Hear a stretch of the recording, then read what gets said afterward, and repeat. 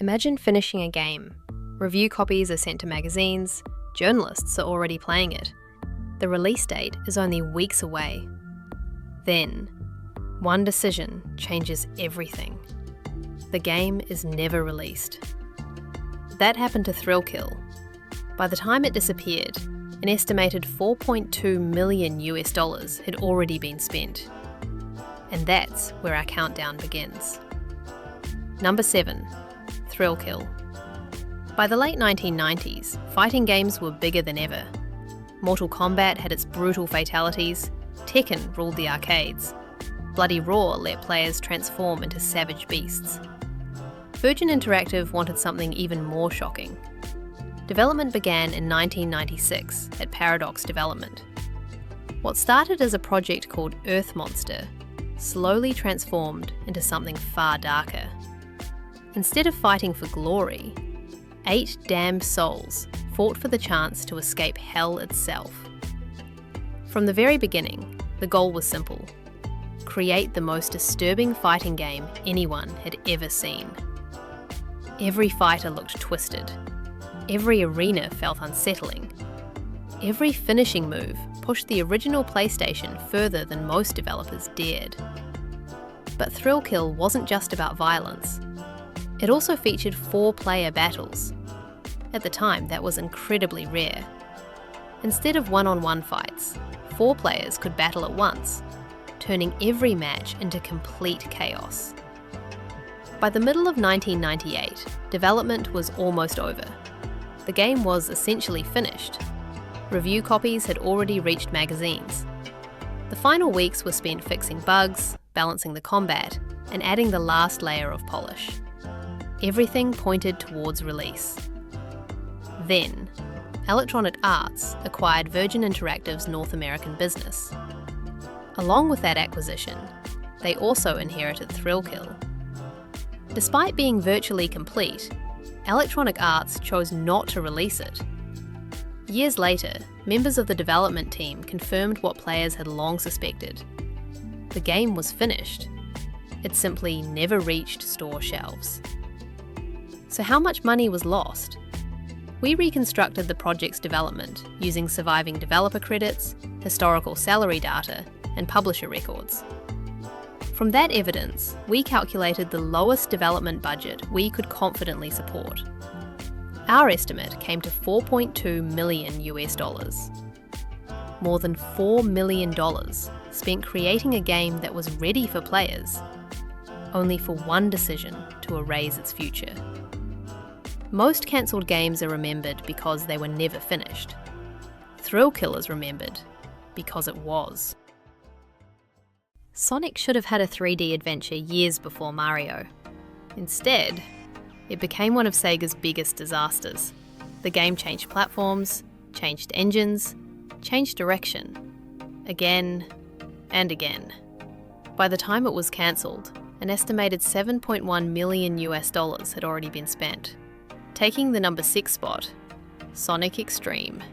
By the mid-1990s, Sonic was one of the biggest names in gaming.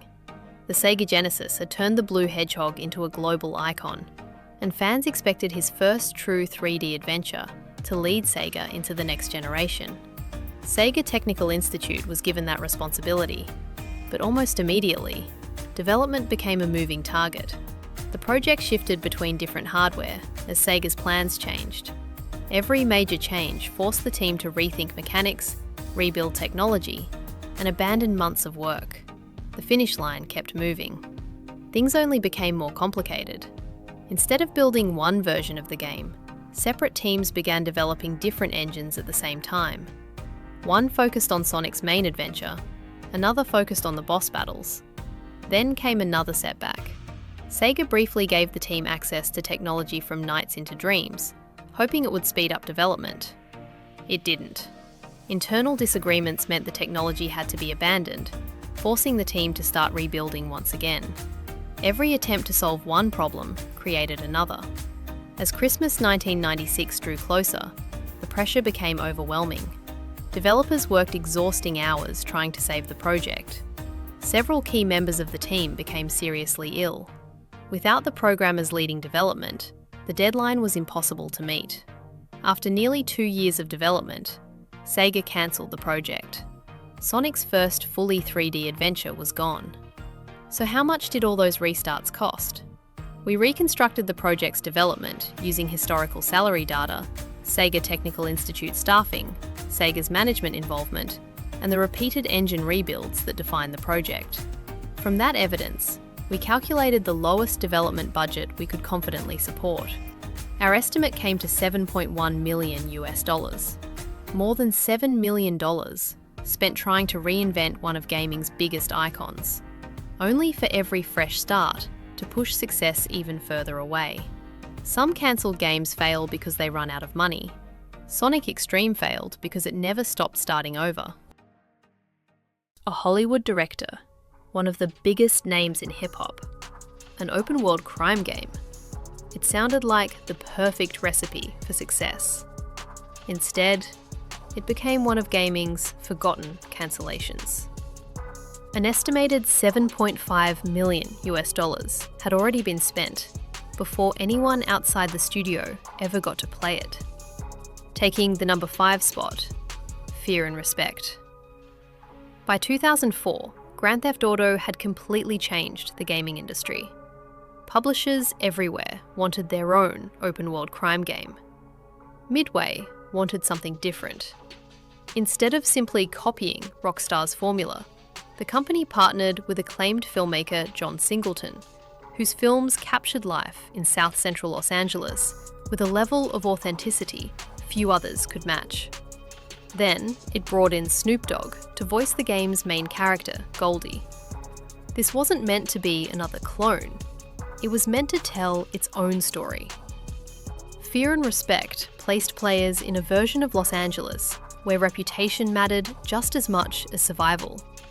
Instead of earning points, you earned respect. The choices you made, the gangs you dealt with, and the people you crossed were all intended to shape how the world responded to you.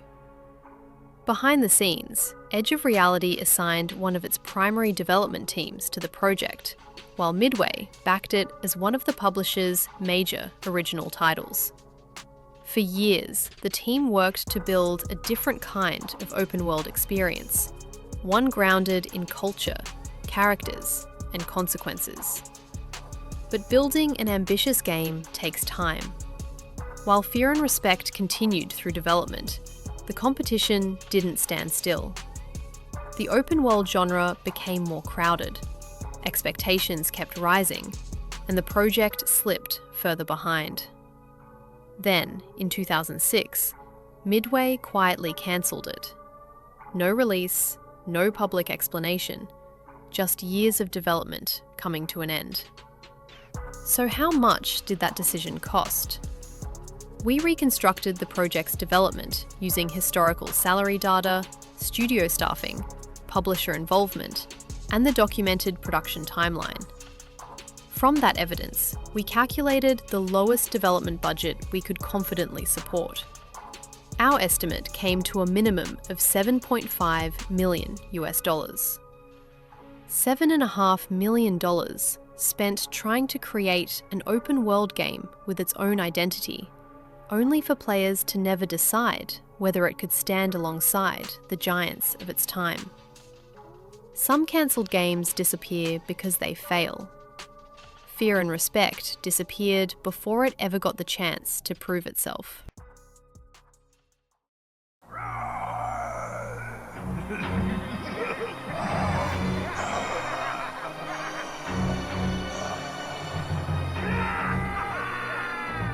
Blizzard spent years making this game. The animation was finished, the voices were recorded, the story was complete. Then, Blizzard cancelled it anyway. An estimated $11.8 million US had already been spent on a game the studio chose never to release. Taking the number 4 spot, Warcraft Adventures, Lord of the Clans. By the mid-1990s, Blizzard Entertainment was becoming one of the biggest names in PC gaming. Warcraft had already proven itself as a strategy powerhouse. But instead of making another real-time strategy game, Blizzard decided to do something completely unexpected: a hand-animated, point-and-click adventure. The game would tell the origin story of Thrall, the orc who would eventually become one of Warcraft's most important characters. To bring that vision to life, Blizzard partnered with Animation Magic, a studio known for producing traditional hand-drawn animation on a massive scale. Every scene was drawn by hand.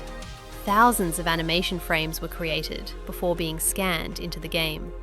Artists in Russia worked alongside programmers in the United States, while Blizzard closely supervised the project's story, characters, and overall direction. The goal wasn't simply to make another Warcraft game. It was to expand the universe in a completely new way. By early 1998, the finish line was in sight. The game was almost complete. Voice acting had been recorded, the puzzles were finished. Everything pointed toward release. Then, Blizzard made a decision few studios would have the courage to make. Despite all the work that had gone into the project, the company believed the gameplay simply wasn't good enough. Rather than release a game that didn't meet its standards, Blizzard cancelled it. Years of development, gone. So how much did that decision cost?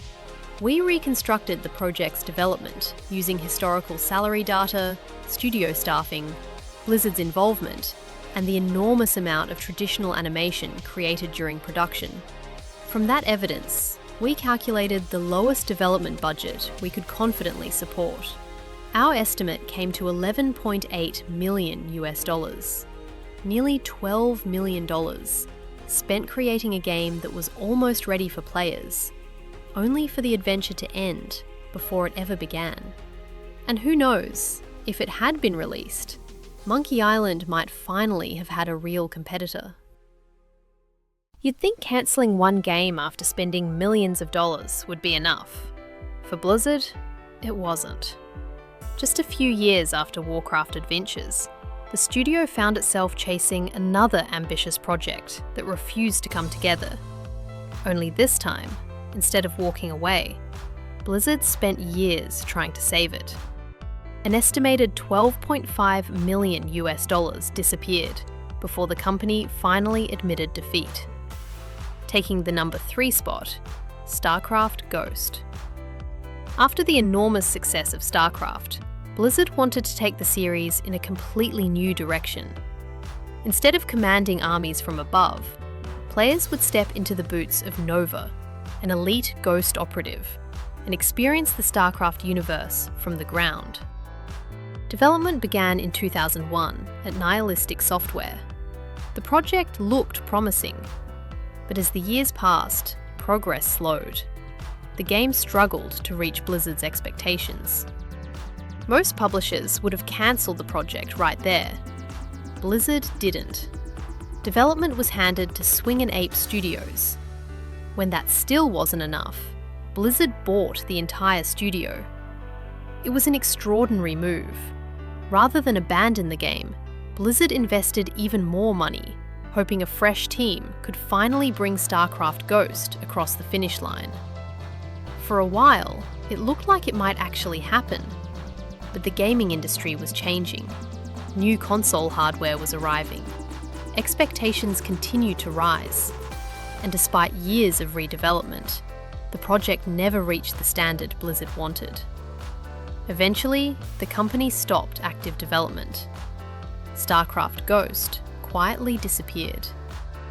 Not because Blizzard gave up too early, but because even years of extra time couldn't solve the problems holding it back. So how much did that effort cost? We reconstructed the project's development using historical salary data, studio staffing, Blizzard's acquisition of Swing and Ape Studios, and the documented redevelopment timeline. From that evidence, we calculated the lowest development budget we could confidently support. Our estimate came to $12.5 million US. More than $12 million spent trying to save a game that refused to be saved. Sometimes cancelling a game is the difficult decision. Sometimes knowing when to stop trying is even harder.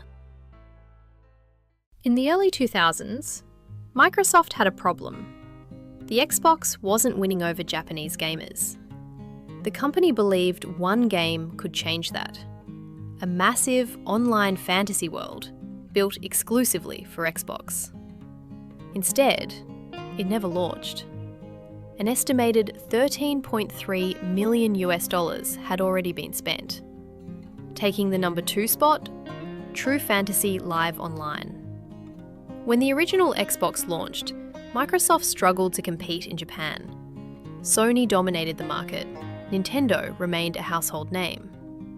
If Microsoft wanted the Xbox to succeed, it needed a game that Japanese players couldn't ignore. That game was True Fantasy Live Online. Development began at Level 5, one of Japan's fastest rising studios. Working alongside Microsoft Game Studios, the team set out to build something console players had rarely seen before: a fully online role-playing game designed from the ground up for Xbox Live. Players would have created their own character, explored a huge fantasy world, joined friends online, completed quests together, and spoken to each other using Xbox Live voice chat. At the time, that was incredibly ambitious. But building an online world was far more complicated than making a traditional role-playing game. The team wasn't just creating characters and monsters. They were building networking systems, online infrastructure, voice communication, and the technology needed to keep thousands of players connected at the same time. It quickly became one of Microsoft's most ambitious Xbox projects. As development continued, the technical challenges kept growing. Deadlines slipped, the project became harder and harder to finish. By 2004, Microsoft made the decision to cancel it. Years of development gone, along with one of the company's biggest hopes for the Japanese market. So how much did that gamble cost? We reconstructed the project's development using historical salary data, Level 5 staffing, Microsoft's involvement, and the additional engineering required to build one of the earliest Xbox Live MMORPGs. From that evidence, we calculated the lowest development budget we could confidently support. Our estimate came to $13.3 million. More than $13 million spent trying to build the game Microsoft believed could change the Xbox's future in Japan, only for that future to disappear before players ever logged in. Sometimes, a cancelled game isn't just a lost release, it's a lost opportunity. If there was ever a game that defined go big or go home, it was BC. Lionhead Studios didn't just want to make another survival game. It wanted to build a living, breathing ecosystem. Dinosaurs hunted for food. Predators chased their prey. Animals lived their own lives. Your tribe learned, adapted, and evolved. In the early 2000s, that kind of ambition came with a price. An estimated $13.8 million. Taking the number 1 spot, BC. At the beginning of the 2000s, most games relied on scripted events. Enemies waited for the player. Wildlife was little more than moving scenery. The world only came alive when you stepped into it. Lionhead Studios wanted to change that.